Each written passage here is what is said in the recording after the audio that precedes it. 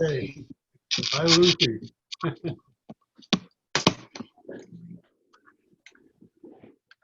Sometimes get better than others. Okay, let's Hi, see. Howard. Hi, Howard. Hello.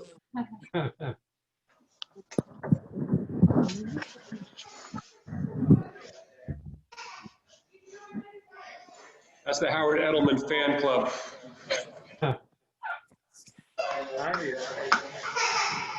Okay, so we go to the screen. Woo. Well, this is science for the board. Over here. Mute, Cindy, mute. I am.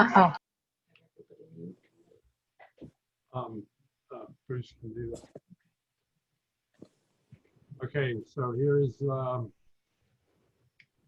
introduction of the topic, computer technology updates. I'm just going to talk about all kinds of things that have to do with some of the latest developments today. A little bit about processors, form factors, memory storage and solid state drives, threats and security updates, backup and disaster recovery, cloud developments, telephone system integration, communications interfaces, Windows 10, and Wi-Fi 6. I'm going to try to do all that. I want to try to do questions too, because maybe people have questions. So I'll try to go through this fairly quickly. In processors, I mostly know about Intel. I'm getting an echo.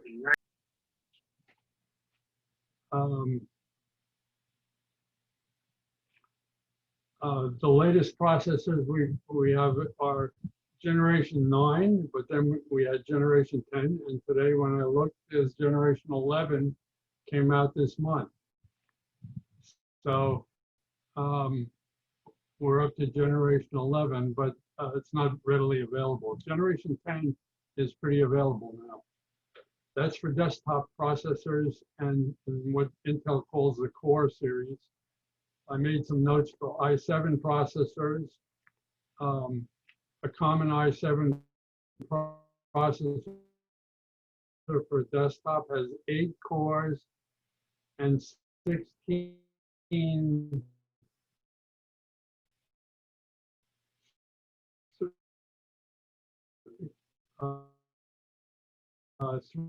threads.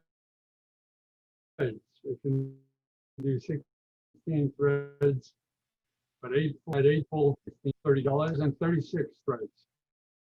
Costs about, I'm not sure if I checked this price. It might not be $2,000 anymore, but it's up there.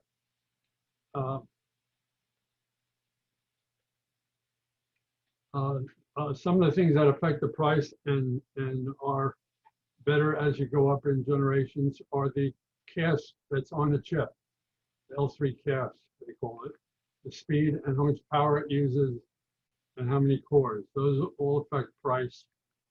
And those things are all improving as we go up in generations, new generations. Sometimes the newer generations have a smaller architecture, the construction of the chip in microns might go from, I think we're going between 14 and 10 microns now in geometry. Servers, we're up to Intel Xeon Scalable. There are a lot of other processors I'm not mentioning, but this is some ideas. Intel Xeon Scalable 3rd generation is out now. You can get 28 cores with 56 threads. It uses about 250 watts and costs about $13,000. And it's going to be probably at least 2 on your board. The generation just before this, which is still around, has up to 56 cores and 112 threads, 400 watts. I don't know the price. A server motherboard could have 24 memory slots. Why do they have so much stuff like that? Because they virtualize and they run a lot more than one server on a physical server. They might run 10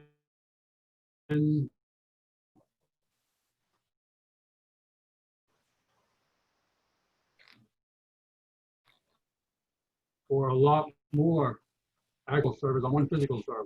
Desktop processors now, some of them don't have video on them. You don't have to buy the video on the chip or waste space for it or power for it. If you're going to add a video card to your project, you might want to buy the chip that doesn't have the video on the chip.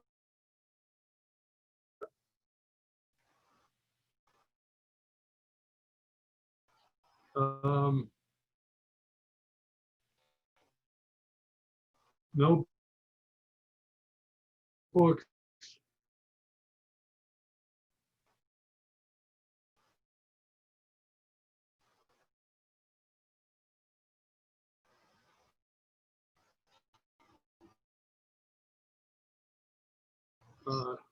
generation 10, I'm not sure about generation 11, but you might have an i7 Notebook 10 out of server can have 1 or 2 or 4 or 8 sockets, by the way. Form factors. We have the big size, smaller size, a much smaller size, even smaller than that size, a tiny size. Then we have a Intel NUC, next unit of computing. That's about the same size as tiny. Tiny might not be a generic name. It might be somebody, one of the manufacturer's names, like Lenovo or something, but it's tiny. There's a thing called an Intel Compute Stick that some people make something similar to. I don't know if Intel still makes that, but it's the size of an oversized flash drive, memory stick. Another way to have desktops that's even tinier is to have a virtual desktop. Virtual desktops run on a server and you access them remotely. Memory, storage, and solid-state drives. We had a lecture on 3D flash memory.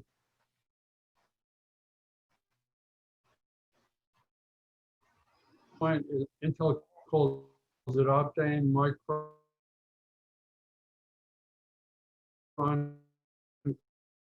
calls it Quant X. I'm not sure what is faster than flash. It doesn't wear out like flash memory. And it was developed by Intel and Micron. I think that Micron is the only one that makes them now. Besides, I think Intel yielded to Micron for manufacturing, but I'm not sure about that. Intel has a thing called an H10, which has both. It has Optane, about 32 gigabytes of Optane, and a terabyte of flash on a little gum stick size memory. And that is used for the hard drive. The reason why it has the Optane cache is to make it faster. I'll talk a little bit about caching later. SATA versus PCIe. The old hard drives, the old mechanical hard drives, and the early SSDs used the serial ATA interface, which is an old hard drive interface, but it's not efficient. When we're using flash memory, we can offload and read and write from the memory much faster if we use the PCI Express interface. It eliminates a lot of overhead that original drives used to use, and it takes out a lot of latency, and it makes the access much faster. So today's computers generally have NVMe, non-volatile memory express, which uses a PCI Express slot, and it's much faster than the old-fashioned SSDs that use SATA. So today's computers are probably not going to have any SATA drives in desktop computers or notebooks, especially notebooks. You might have a mechanical drive that's running SATA or SAS.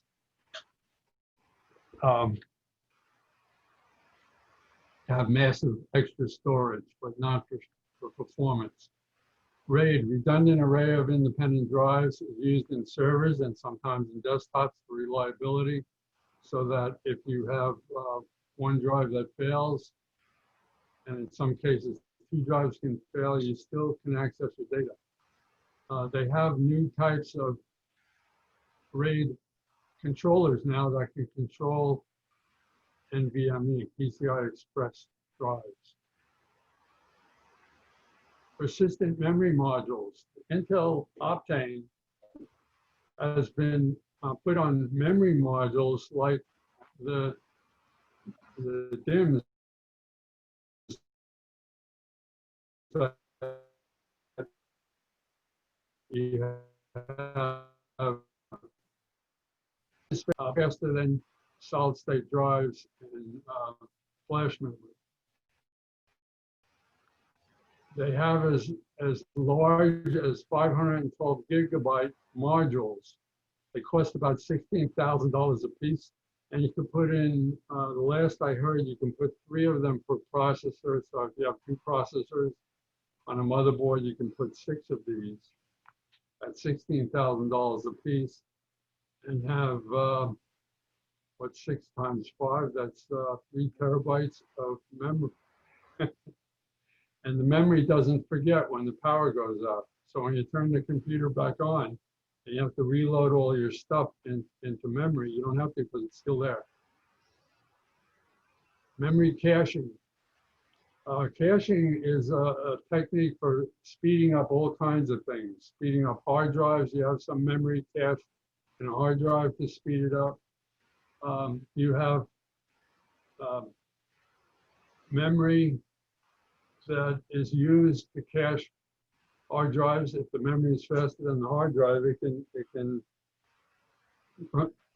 can access the information that's in the hard drive faster. When you access memory in a slower memory, and you at the same time you access it, it copies it into the cache.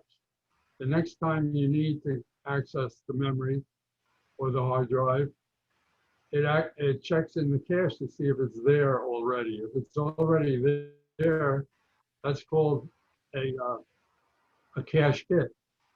If you have enough memory to have, say, 80 or 90% or so cache hits, that is that the information you're looking for is already in the cache, then you're operating pretty close to the cache speed instead of the slower memory speed. So caching is used in different levels to speed up each layer of memory or storage. I threw something in here which is a kind of attack. So there's some new memory technology that can prevent a thing called a hammer attack. Hammer attacks are where you address certain patterns of memory in certain ways, and because it's close to other memory cells, if you do it enough, you can upset the memory. You can change what's in memory. So that's a vulnerability that some memory designs have, and some of the newer DRAMs prevent.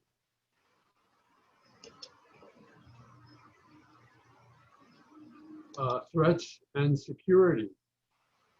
In Windows and other operating systems, we have a thing that's built into the hardware. It's called Secure Boot.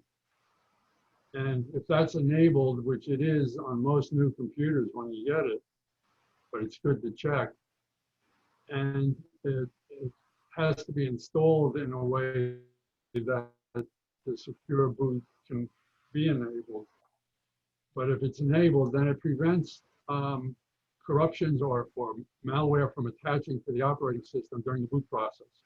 It's able to check and make sure that didn't happen. There's a thing called compatibility mode that's used for things that don't have the ability to be used in secure boot. So if you're trying to boot something up on a computer that's set up for secure boot, it's not going to be able to do it unless you put it into compatibility mode and allow it temporarily until you get that done. So you have to be careful about that. Vulnerabilities and patches.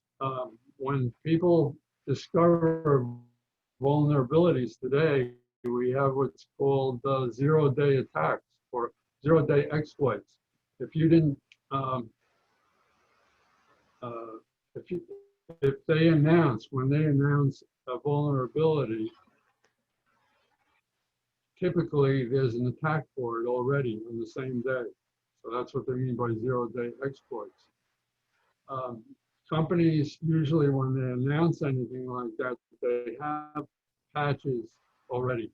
You want to get those patches in your computer as soon as you can, so you're not vulnerable. In the old days, we set up a user in a computer, and the user had supervisory rights to that desktop computer. We don't like to do that anymore. When you get your computer set up, it's a good idea to create a new user. That's the administrator that has administrator rights, and change your rights to standard user to make sure that it's even harder to install anything in the computer without you knowing about it, without giving it permission. Passwords, authentication passwords are kind of weak today. There's simple passwords are getting hacked very easily by machinery. Automated machinery. So there's a lot of things being implemented that you may have noticed lately to help stop that. Multi-factor or two-factor authentication is a big one that you'll be noticing now. Antivirus and anti-malware, it's not just antivirus anymore, it's for all kinds of things. A lot of, or a portion of your anti-malware is going to be cloud-based because it's not easy for a local computer to test everything that you're bringing into your computer to make sure it's okay. In setting up networks and computers and all, there's a thing called trust nothing or zero trust.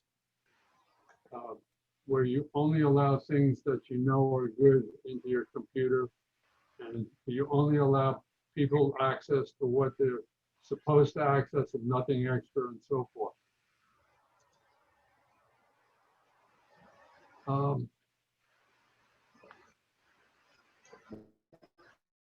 Again, signature-based malware, anti-malware is not enough anymore. You need much more. Vulnerabilities, make sure you do your updates, not just Windows updates, but anything else you use. Make sure that you know if your tools have updates, and make sure you update them. Very common thing is Adobe Acrobat Reader, Java. Those are things that people overlook very often. But because everybody has it, they like to exploit them. Ransomware. I think everybody knows what ransomware is by now. That's where they encrypt everything on your computer. And lately, they'll even encrypt everything on your computer and take the information and threaten you that they're going to publish the information they took off your computer.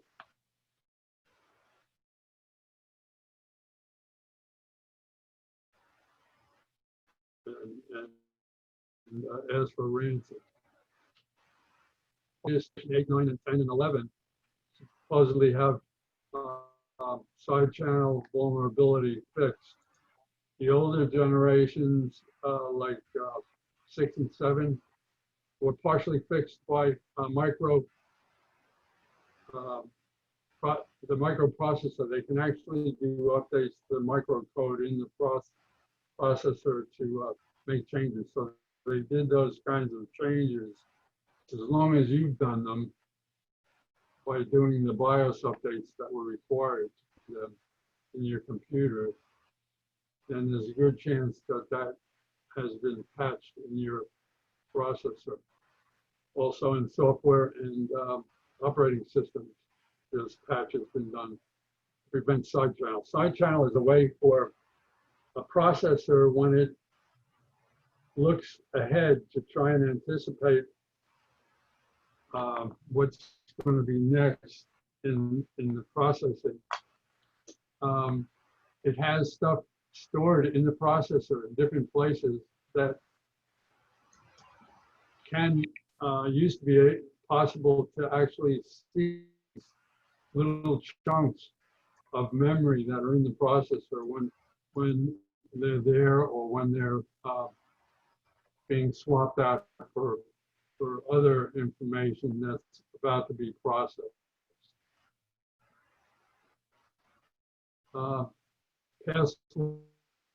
Passwords, like I said, they're vulnerable. Passwords that are hard to guess are important.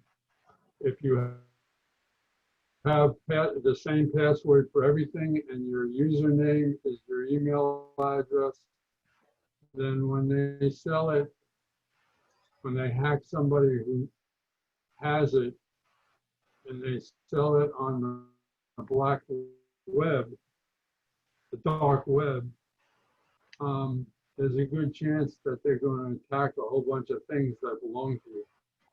It's not good to have the same password for everything. Social engineering, but it's a way that the nasty you into giving them information that will allow them to hack into your computer or your server or otherwise.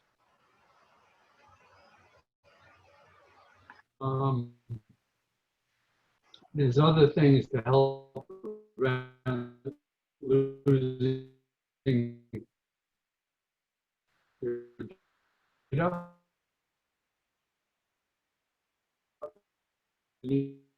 Email server.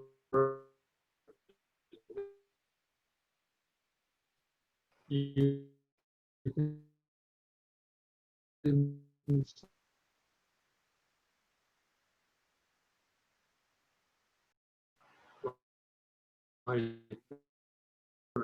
sandboxing. They'll watch for strange behavior that shouldn't send the thing that you're about to download into your computer to a sandbox online, and they'll watch its behavior. Those are things today that are used to fight zero-day exploits, things that they don't know about yet, but might suddenly be doing bad behavior that you don't want on your system. And they'll check those things, and then after they've proven that they're okay, they'll allow them. That may cause delays in your access of things. When you go and click on a website or click to do a download or something, or load a PDF file, you might notice a delay because it's checking you. Sometimes if the delay is long enough, it'll tell you that it's checking you. A firewall or a anti-malware might tell you that. Some of the side channel attacks were called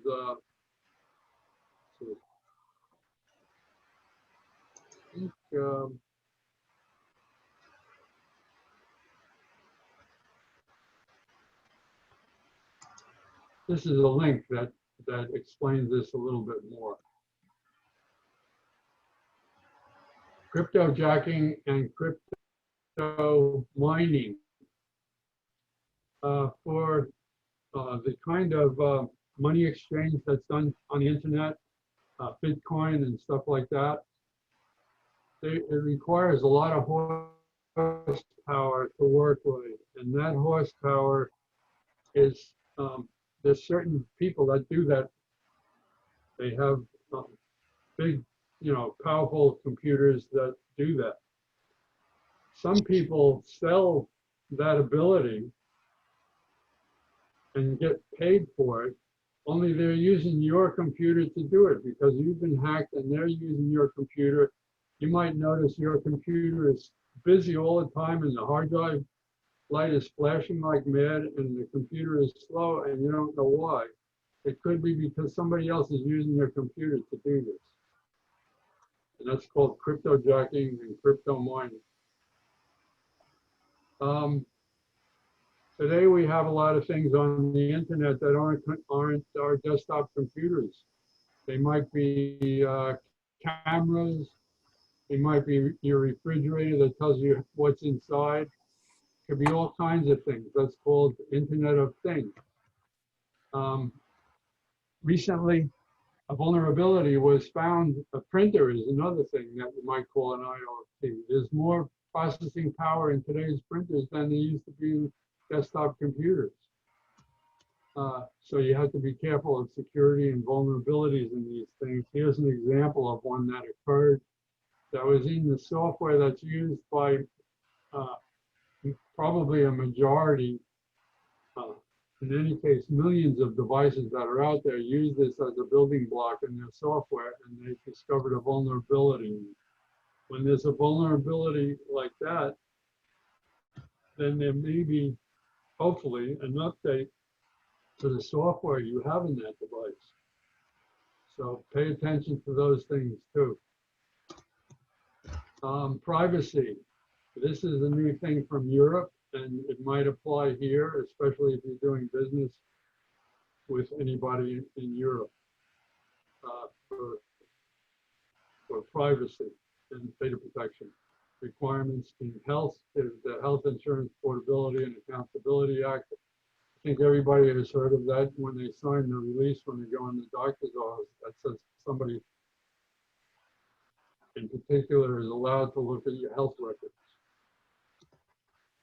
If you're helping in a doctor's office or medical office of any kind, and you're an outside contractor, they should be having you sign an agreement that says that you are protecting their information and that you're not going to divulge any information that you see in the doctor's office or in the medical office. That's called a business associate contract. That's part of HIPAA. Backup and disaster recovery, it's good to have, it's desirable to have three. You have one that's local, one that's off-site, and a removable media. We used to use tapes to do that. Some people still do. You can do file backup. You can do an image of your hard drive. And you can do a clone onto another hard drive that's an exact replica company that does this reverse incremental. I'm not going to explain all these now. In questions, if somebody has a question about it, I'll go back to it. Difference files are things that are used to speed up backups. To enable a backup to occur, even though people are still doing work on the computer and there's still changes occurring on the computer. How do you get a backup without disrupting what's going on? You can go into that another time also. It's a good idea to protect your backup. If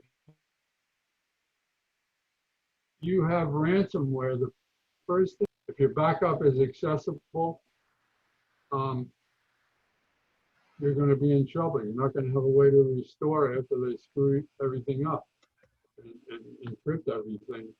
You're going to be lost because the first thing they got rid of was your backup. So be very careful about backups.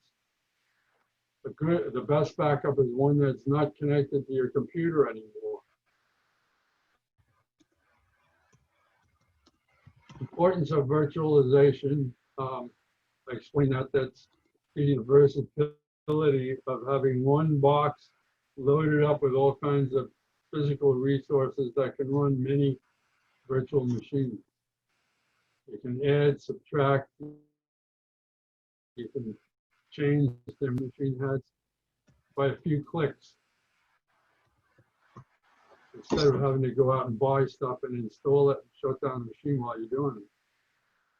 You might have to shut down sometimes, but you don't have to open it up and physically make the changes. You can have virtualized machines on premise in your office or in the cloud.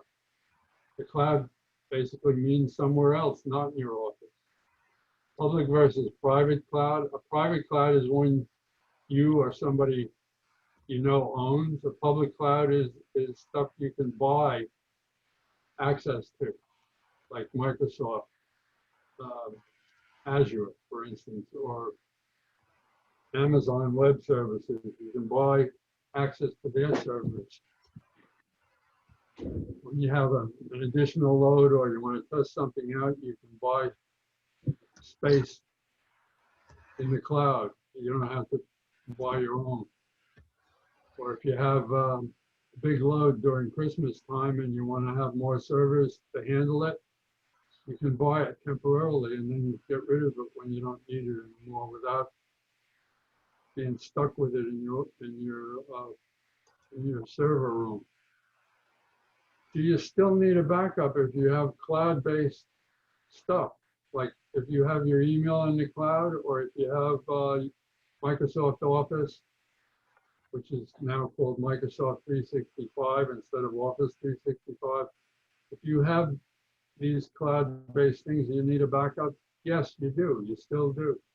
If you're in your email and you were cleaning up and taking out all the email that you don't like anymore, or you realize that you took too many things out, like the project that you had to turn in next week, then it's good to have a backup. If you have an employee that's leaving and they decide that they don't like you anymore and they delete all their email that you need and all the projects you had, you're going to want to have a backup. Okay, so Office 365, if anybody's been using that, it's now called Microsoft 365, and they changed the names of some of the products, but it still works. Here's a particular link that might be interesting for that. Telephone systems.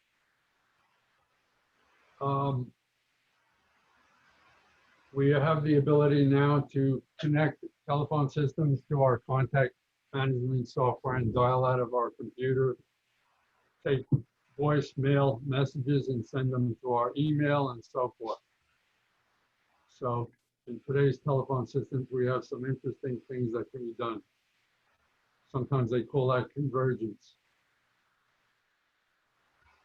Communications interfaces. If you're buying a new computer, you might be interested in Thunderbolt. The latest Thunderbolt is Thunderbolt 3. It's similar to USB, faster and better. It's the connector looks like USB-C, and some machines have USB-C Thunderbolt jacks that can do either one. Charging can also be done from those ports typically. And there's universal docks that can usually plug into them that can work with notebooks as a docking station. Wi-Fi 6, the latest in Wi-Fi is Wi-Fi 6, and there's a thing called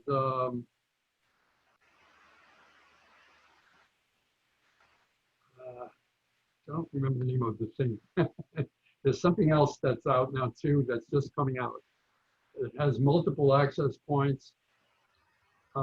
It has the ability to have multiple access points that have intelligence, and as you walk around in a building or in your house from one to another, it does a better job of switching you from one to another so that you don't lose your connection. The Wi-Fi 6 has the ability to have multiple in, multiple out. It has multiple antennas and it can receive and transmit on multiple antennas on multiple frequencies and therefore increase the data rate. An example of one from Intel that goes into your desktop computer, a little card that can do that. It has 2x2 to receive channels, to transmit channels simultaneously. It can do over 2 gigabits of data. And the access points can do much more than that. So you could have multiple things communicating through those access points. So that's Wi-Fi 6. It's also IEEE 802.11ax. This was a lecture I saw today, and they mentioned these items that had it as examples. I think everybody by now knows about this. Windows 7 support has ended. If you're using Windows 7, you don't have any more patches for vulnerabilities. It's bad security-wise. You want to be on Windows 10. Different versions of Windows Home and Windows Pro. Oh, if you want to know the difference between some of the differences in Windows 10 Pro, Windows 10 Pro, you can encrypt your hard drive so that if it's removed from your computer, somebody else can't read it, which they can if it's not encrypted. You can run virtual machines. You can set up a hypervisor in your machine that's included in Windows Pro. And you can run a virtual machine. You could run Windows 7. You could run some other operating system and do tests and so forth. Windows 10 comes with Windows Defender, which is a pretty decent anti-malware software. It's included. The other thing that Windows 10 Pro has is the ability to remote access it. You can do a remote desktop to a Windows 10 machine. That's included if it's the Pro version. Here's a couple of shortcuts. If anybody has been using the Clipper in Windows, one of the latest updates to Windows 10 eliminated the icon that says that you can clip stuff out of your screen. So you can still do it, but you have to use the Windows logo key plus the Shift key plus the S key altogether. And then you'll get the same thing that you used to get from the icon. Here's some links. And that's about it. That's the quick synopsis of some of the latest stuff. Any questions?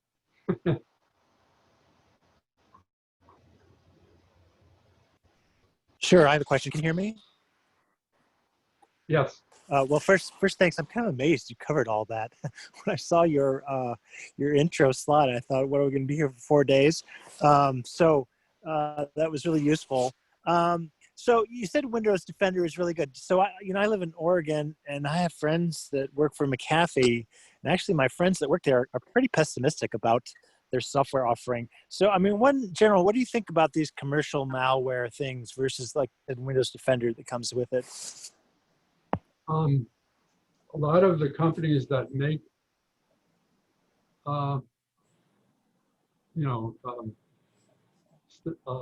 anti-malware that you can buy today that are keeping up to date, and you can look around and see. A lot of them are better than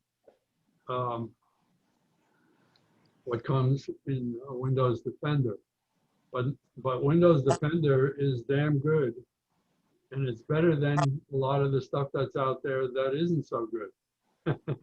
There is stuff that's not as good. Yeah, is there any company you'd recommend, and would you personally buy the other stuff, or would you just use Windows Defender? Well, I buy other stuff. One of the reasons why I do that is because when you buy the corporate versions of these things, you can manage them centrally. It's difficult to manage unless you have some additional upgrade or some higher level stuff that you can buy.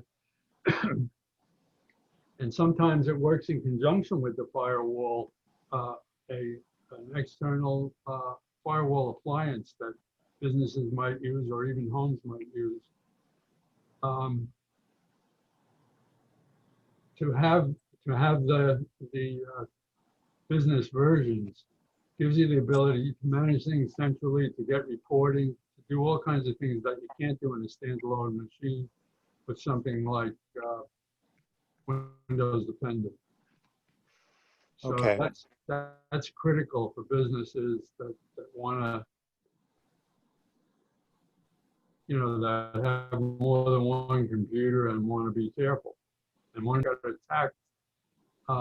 Most of the big corporations that got attacked that we all heard about didn't know about it for quite a while. They found out about it because their customers started complaining about weird things happening to them. And then they did a little bit of exploratory work, and then they discovered that it was a problem that they had for months. It's important to lock things down and control things, to make changes when you discover that you didn't set it up right, or you have new features or improvements is the key.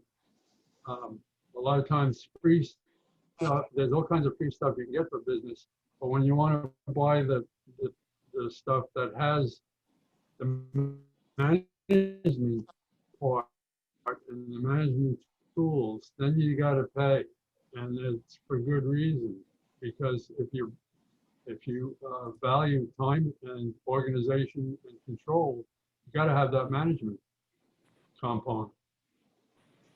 So for individuals, should you buy this stuff? Yeah, some of the things have better versions of and that's the key thing.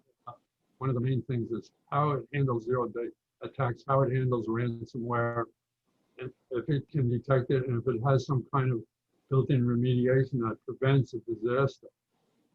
So those are the kinds of things you want to explore when you're trying to decide.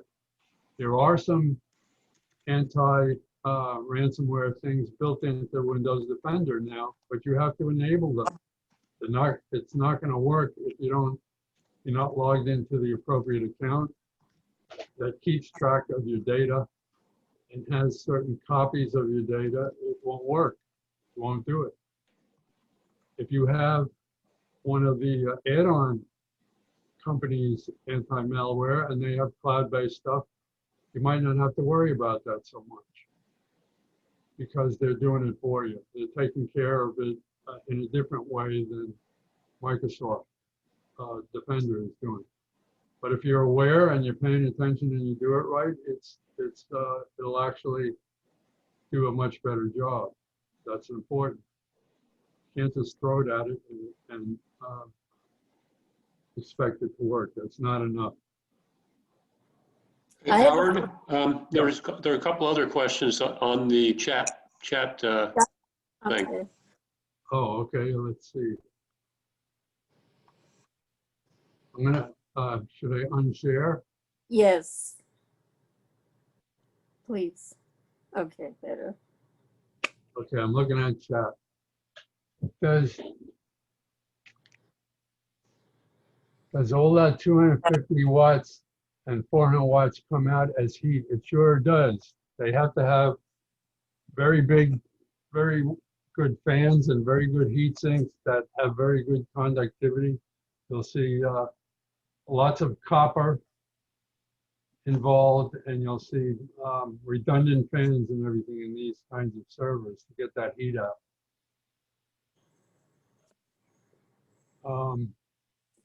For biometric sign-in such as thumbprint, is it really hack-proof? It's supposed to be.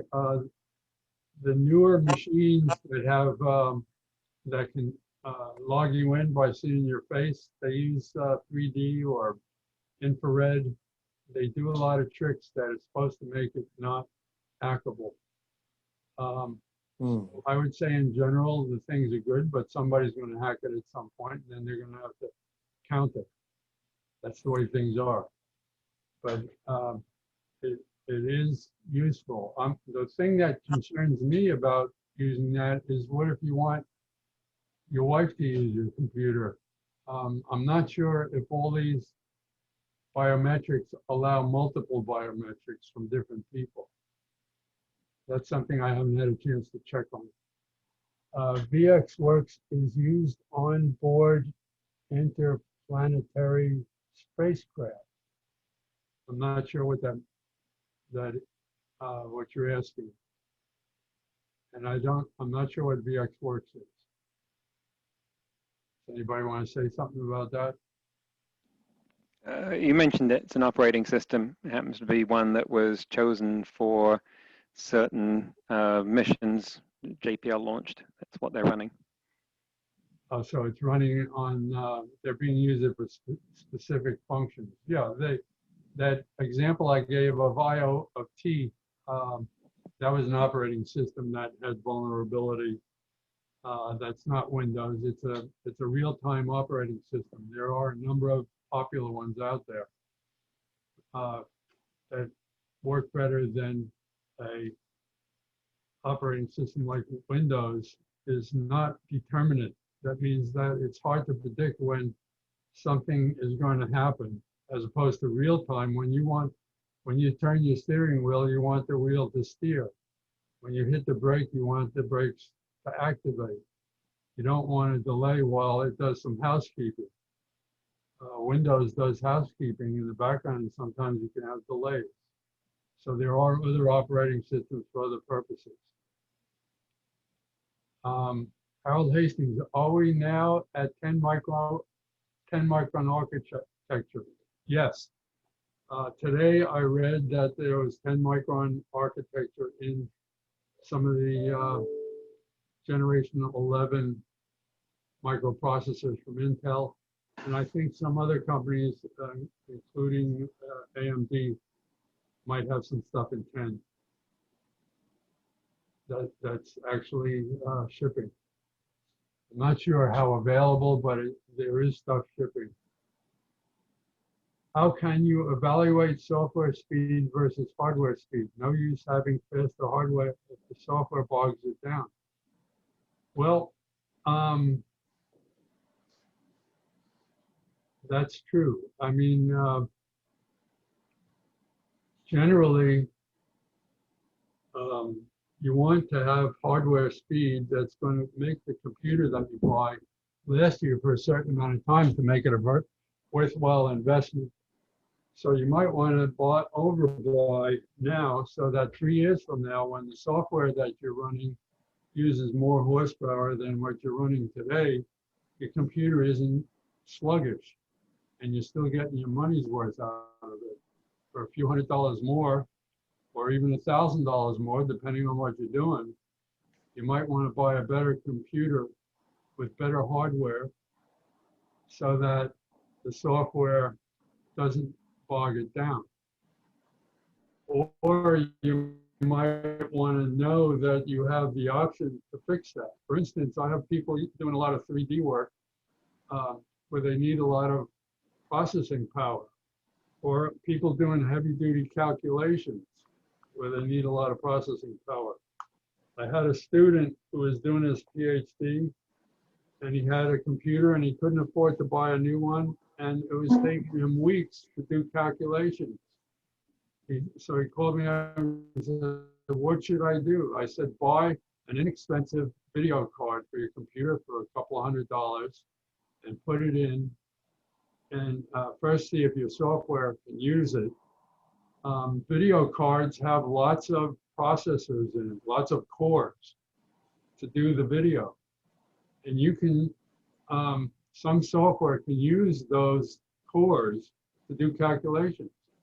So he spent 100 or 200 or 300, I don't remember. He put the video card in his old computer, and he was able to cut his processing time by a factor of 40. It was 40, he could do his calculations 40 times faster for a few $100s. So there are things that you can do later if you want, or you can do them now.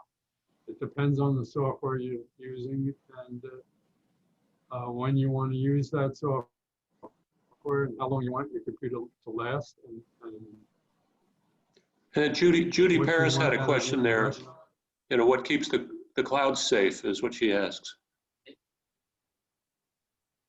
The people that do cloud, that are in the cloud, your bank, and it might be that their servers are all in their building and they're their servers, but they're giving you access to it. If you have access to their stuff, that's cloud. That's cloud-based. That's what we mean. Now, who's giving you access and how are they managing that is critical. If it's a bank, typically they're doing a good job. If it's Microsoft used to be, people used to laugh at them for bad security. They don't laugh anymore. They're doing great security, probably better than most others. There are a number of less known companies that rent horsepower out there that you can get into. And you can set up your own stuff on there. But depending on what options they have, and if you take advantage of those options, if you do Microsoft 365 and you do your email online, there are options you can buy from Microsoft that give you better security than the security that comes with certain levels of Microsoft 365. You want to make sure that you have those additional features either by buying the higher level Microsoft 365 or buying the add-ons from Microsoft that give you that, or buying an add-on from somebody else that goes in front. That's how you make sure.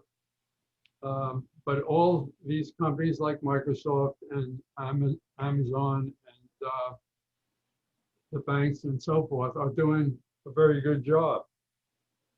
Are they perfect? No. We read about it all the time, about the imperfections and how a major company got hacked and 10 million accounts information were at risk. So that's why we have to do our part. We have to make sure we change our passwords, use strong passwords, don't use the same password all over, use multi-factor authentication, and so forth. Do our updates. It doesn't do any good for the bank to have good protection and be secure if your computer that accesses the bank is at risk. It doesn't do you any good. It might be that the bank can protect everybody but you because you have the vulnerability. So that's what I say about cloud-based. Cloud, you have public cloud. Private cloud means it might be your company's office in California that you're accessing. So depends on what they're doing and if they're doing it right and if they're paying attention. A lot of companies that got hit by ransomware, school systems, police departments, hospitals, that got shut down by ransomware, got shut down because they weren't doing their updates. Very simple thing.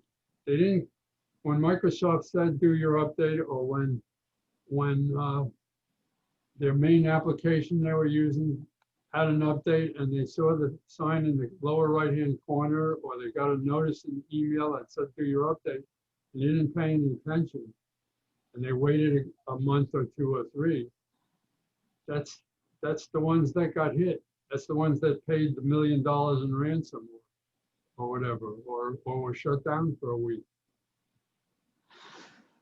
So that's the story there. Let's see. How many passwords do you have and how do you secure them? I have, there are some password keepers, including Microsoft Windows. But there are some that you can buy. Some of them are cloud-based. Some of them are very good. Some of them are kind of a pain in the neck. So you have to see what you like and what works best for you. I have hundreds of passwords. I deal with a lot of manufacturers, a lot of customers, and I have to change the passwords very often. So I got to have something to manage that and protect those passwords.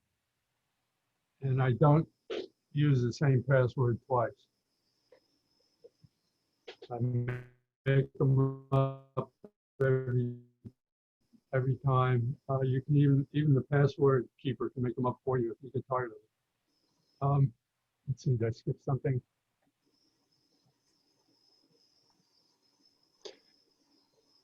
Geez, Roger, aren't you going to ask a hard question? You used to work for Intel.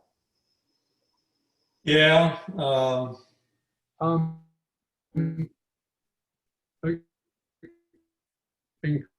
Encryption. I see a question here about. I see a question here about encryption. Encryption is a term that's misused quite often. People say it's encrypted, or we have a device that's encrypted, or something like that. That doesn't mean anything. You have to know what it means for it to mean something. If you buy a hard drive that has encryption built into it, and you use it, and you take the hard drive out and give it to somebody, they can read it. It's encrypted, but it's encrypted because the key in the hard drive is stored in a secret place on the hard drive, and as long as that key is there, you can read the hard drive. If you use software that can erase that key, and you actually use that software and erase the key, then you can't read the hard drive. So it's a convenience thing, but it doesn't do anything until you tell it to erase the key. So that's an example of encryption that doesn't do you any good unless you understand it. The Microsoft Windows encryption that's built in, it works very well as long as they don't know your password. If they take the hard drive out of your computer and it's been encrypted by that feature, they won't be able to read it unless they know your password. So if you take the hard drive out and you don't have that encryption, and they don't know your password, it doesn't matter. They can read it anyway. They put it in their computer, and they can pick up, as a second drive, and they'll say, "You don't have rights to this. You want rights to this?" You say yes, and you can read it. So that's a little bit about encryption. I don't know if I answered your question, but I just wanted to mention it. Part of getting a device like an iPad for bank access only, nothing else on it, and don't access your bank account from any other device. I'm not sure what the question is. You can do that, but it doesn't mean you don't have to do all the normal things to protect your device. It doesn't matter if you don't use it for anything else. You still have to do your updates. You have to have anti-malware. You have to protect your passwords. You have to pay attention. You have to have a good way of logging in so that other people can't hack you and make your iPad insecure. It doesn't matter if you don't go anywhere else. If you connect to the internet to access your bank, you are anywhere else. How safe are your investment accounts that you access online? Same thing. They're as safe as the people you're accessing, and they're as safe as your computer. So you have to pay attention. Any other questions?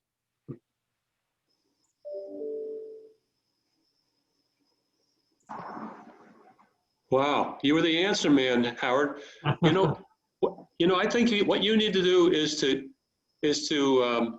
send me an email that describes the perfect computer for people that attend Science for the Board.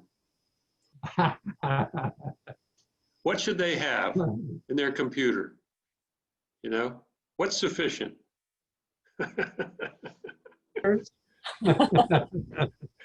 Is that what you want?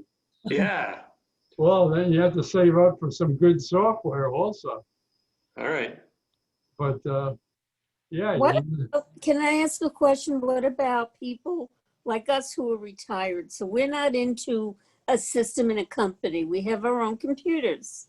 And I'm on the cloud. My husband, a little nervous about it. He's giving me a hard time. But I use the cloud and I use password protectors. But what do you recommend for someone that's just using a home computer?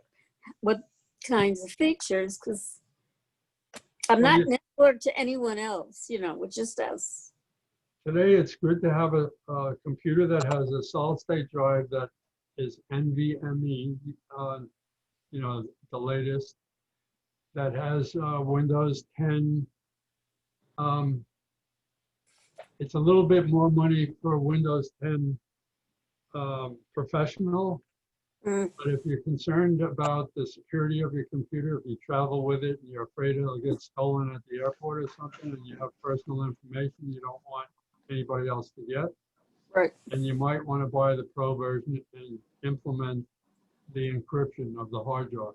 We have 365 and it's on all our computers. Okay, so let's say you have Office 365 Yeah, and you have the copy that allows you to install Outlook on your desktop. right. Okay? The actual application, so you're not using the cloud versions. And you're looking at your email on your computer. I use iCloud though, because I also have my iPad, so I've tied them all together and I can send everything out on the iCloud. Okay, I'm just giving you something about Outlook to be careful of. If you have Yeah. a computer and you think there's nothing on it because it's all in the cloud, Outlook is going to do a copy, you might call it a shadow, Okay. of all your emails on the local computer in a file that's, it used to be called a PTB file when you didn't use 365. Now it's called an OST file. That OST file has a copy of all your email in it. If somebody takes that file and copies it to their computer and opens it in Outlook, they can see all your email. Mm. So you may want to encrypt the whole hard drive using one of those techniques like the encryption that comes in Windows 10 Professional. There are other things you can use, but that's the simple way to do it. It might cost you an extra $50 or so for a computer that has the Pro version already installed on it. Even though you have it on it, you still have to tell it to do the encryption. It's a Okay. We have Pro, but it's 365 Pro because I needed all the features. So I got, well, that's not Windows. That's Microsoft 365. That's the cloud thing. If you Yeah. have if you had Office 365 and then you got Microsoft 365 and you have Business Premium, that includes rights to Windows 10 Professional. In other words, if your computer had an older version of Windows, you could upgrade to Windows 10 Pro. But if your computer has Windows 10 Home, it's not, you can't use that to upgrade to Pro. gotcha. So Thank you. you have to buy the upgrade, and it's going to cost you more money than you buy it. If you add it within 30 days of buying the computer, then it won't be too bad. But if you add it later, you have to pay, instead of the price difference, you have to pay something like $180 or $200 Mhm. to upgrade. Okay, let's I'm saying, yeah. Let's take maybe one or two more questions, and we probably should wrap it up, unless, and maybe yeah, if somebody has There more are- questions, we could there are get topics. you in touch with Howard. some of these topics, we could do a whole thing on just that topic also, if you're interested later. Okay. Security or I just I've want to see built if you a can take this computer. hardball from Roger Reese. He says, did you mention two-factor authentication? Many banks offer that as additional protection on your account. Yes, yes, and if you have Office 365, which is Microsoft 365, you can set that up. You can tell it to do that. And let's get this last one from Alan Munns and everyone. What about Gmail and Google apps? How exposed are we? Gmail is pretty good, but you know, those, like I said, everybody's been hacked once or twice. Just be careful with your passwords and everything and pay attention. Try to use multi-factor authentication if it's offered. And be careful how you do multi-factor authentication. You know, if you have your notebook with all your login information on a Post-it stuck to your notebook and somebody steals it, Yeah, not gonna help. right. If they steal it with your phone, with your cell phone, and you're getting your multi-factor authentication on your cell phone, that might not help either. If your cell phone has a password on it, then you might make it a lot harder. If your cell phone has it set up so that if you log in 10 times with the wrong password, it erases the whole phone. That might be a useful feature to utilize. As All right. part of your safety. Well, I'm going to drift off into the sunset here and say thank you so much, Howard, for doing a great talk. Howard, we got him signed up at what, 2 o'clock in the afternoon today because Amy wasn't able to make it, and he put this together in just a couple of hours. So you obviously know your stuff. So thank you so much. And Right. yeah. Yay. Hey. Okay. So good night, everybody. Thank you. Good night. Night.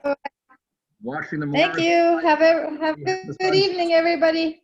Good night, all. Thanks. Good night. Bye. Bye.